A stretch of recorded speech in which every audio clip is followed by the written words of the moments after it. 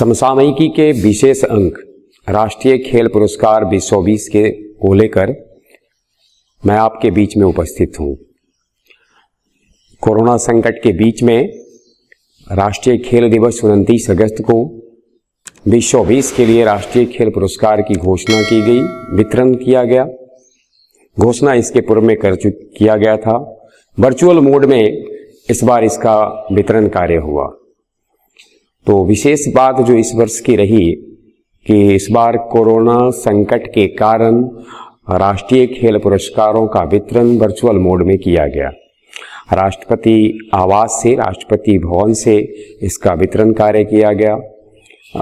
जब हम इस पुरस्कार के ऊपर नज़र डालते हैं कि यह पुरस्कार कितने क्षेत्रों में दिया जाता है, कितनी श्रेणियां इसकी है, पुरस्कार की राशि क्या है, तो इस वर्ष पुरस्कार की राशि के क्षेत्र में भी काफ़ी परिवर्तन किए गए।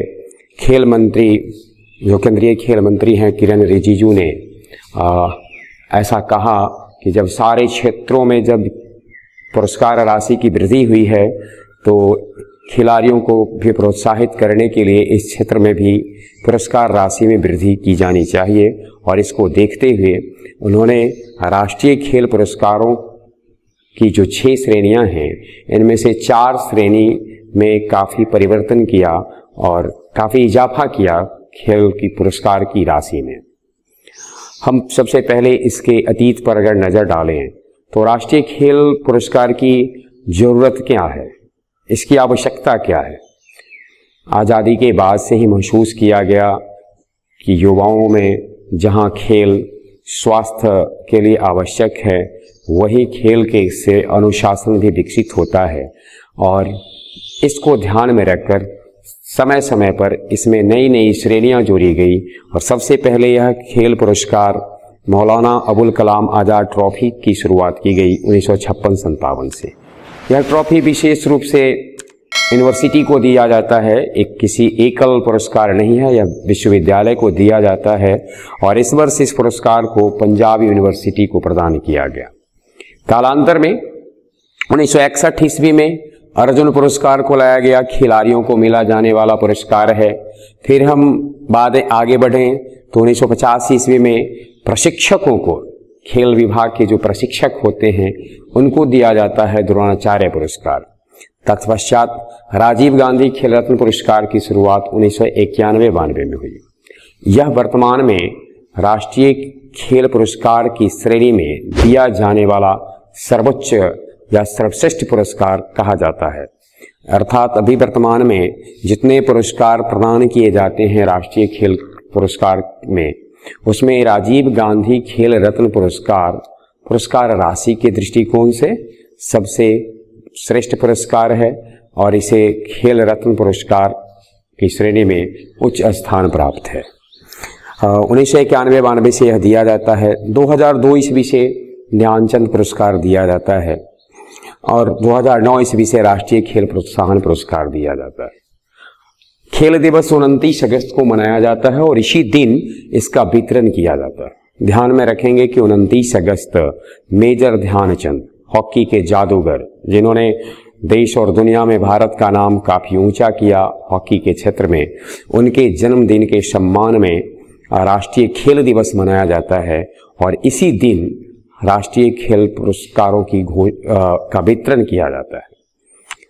तो इस वर्ष जब खेल दिवस के दिन राष्ट्रीय खेल पुरस्कार का वितरण किया गया तो एक नज़र डालते हैं।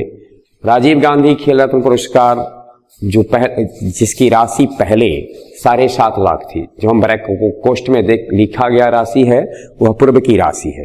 पहले यह 7.5 लाख रुपए की थी, लेकिन बहुत बड़ा इजाफा किया गया इसमें और इसको बदलकर 25 लाख रुपया कर दिया गया। इस वर्ष यह 5 खिलाड़ियों को मिला है। 5 खिलाड़ियों को जो यह पुरस्कार मिला, तो इसमें हमें सबसे ध्यान में रखना है, पहली बार ऐसा हुआ है जब राजीव गांधी खेल रत्न पुरस्कार 5 खिलाड़ियों को दिया गया। ये 5 खिलाड़ी जिनको ये दिया गया है भिन्न भिन्न क्षेत्र के हैं। क्रिकेट के क्षेत्र में रोहित शर्मा को, वहीं पैरा एथलेटिक्स मरियप्पन टी को, टेबल टेनिस के लिए मनिका बात्रा को और विनेश फोगाट रेसलिंग के लिए और रानी रामपाल हॉकी के लिए। रोहित शर्मा, मरियप्पन टी, मनिका बत्रा, विनेश फोगाट और रानी रामपाल में जब इस पुरस्कार की वितरण का कार्य किया जा रहा था तो रोहित शर्मा आईपीएल खेलने के लिए बाहर गए हुए हैं, दुबई में हैं। वहीं Vinesh Phogat corona positive patient थे, इस कारण से इसमें सम्मिलित नहीं हो सके। तो इस प्रकार से विनेश फोगाट और रोहित शर्मा वितरण में, यूं तो वर्चुअल मोड में था लेकिन फिर भी इन दोनों के अलग अलग कारणों से इनकी उपस्थिति नहीं हुई। तो इस वर्ष राजीव गांधी खेल रत्न पुरस्कार 5 लोगों को दिया गया है। ध्यान में रखना है, पहली बार ऐसा हुआ। इससे पहले 2 लोग 3 लोगों को दिया गया था, लेकिन 5 व्यक्ति को एक साथ राजीव गांधी खेल रत्न पुरस्कार पहली बार दिया गया है। जस्ट पीछे की बात अगर करेंगे तो 2019 में तो यह उसमें 2 आए थे, बजरंग पूनिया को और दीपा मलिक को। पैरा एथलीट है दीपा मलिक और बजरंग पूनिया कुश्ती के हैं, इनको दिया गया था।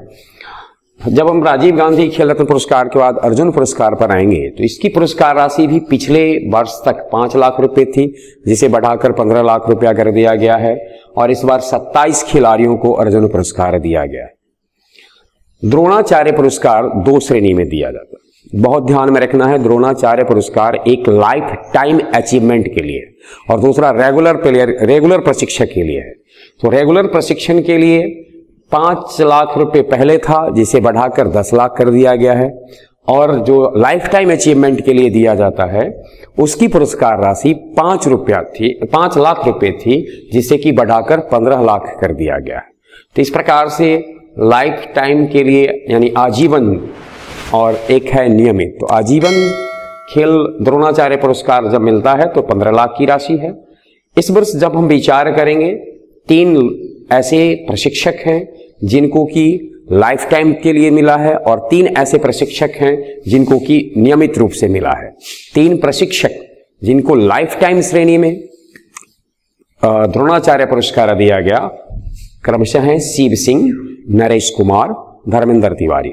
शिव सिंह, नरेश कुमार और धर्मेंद्र तिवारी को लाइफ टाइम श्रेणी के लिए वर्ष 2020 का द्रोणाचार्य पुरस्कार दिया गया है।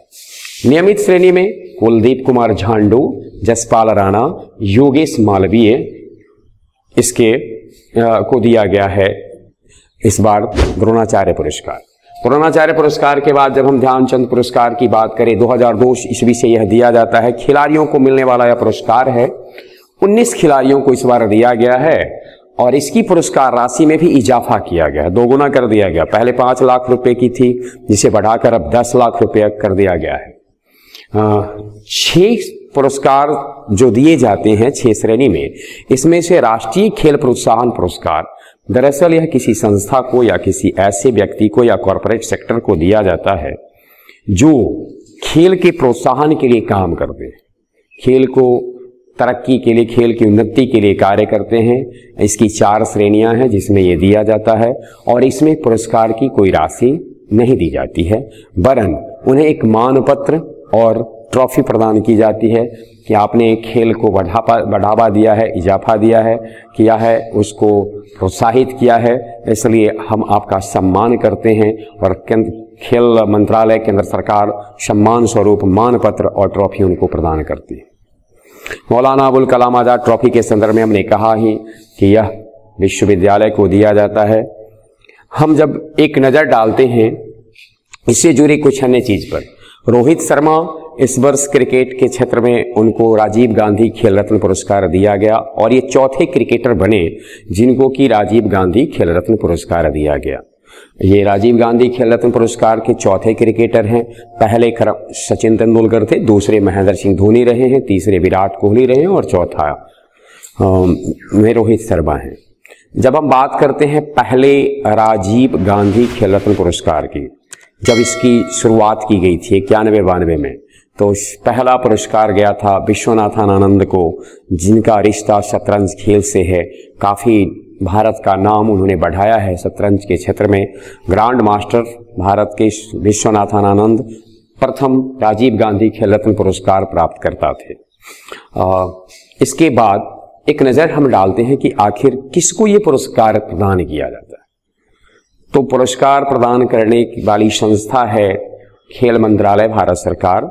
वर्तमान में खेल और युवा मंत्रालय मामलों के मंत्री हैं किरण रिजिजू, और इस मंत्रालय के द्वारा एक समिति गठित की जाती है। जो समिति विभिन्न पहलुओं पर विचार करती है और विचार करने के बाद चयन करती है, लिस्ट बनाती है कि किन खिलाड़ियों को, किन प्रशिक्षकों को इस पुरस्कार से नवाजा जाए, इसे सम्मानित किया जाए।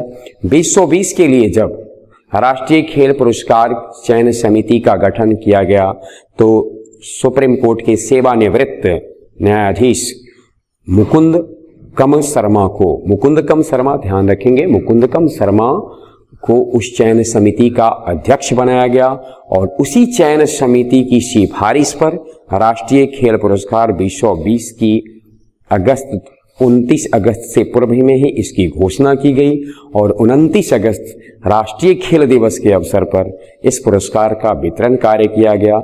एक बार फिर से ध्यान में रखेंगे, वर्चुअल मोड में किया गया। आदरणीय राष्ट्रपति रामनाथ कोविंद जी ने इसका वितरण कार्य किया और उस समय जब हम इसका वितरण हो रहा था तो बहुत सारे ऐसे थे जिनकी उपस्थिति हुई, कुछ की नहीं हुई, लेकिन रोहित शर्मा और विनेश फोगाट अलग अलग कारणों से इसमें सम्मिलित नहीं हो पाए। बहुत बहुत धन्यवाद। फिर मिलेंगे अगले वीडियो में।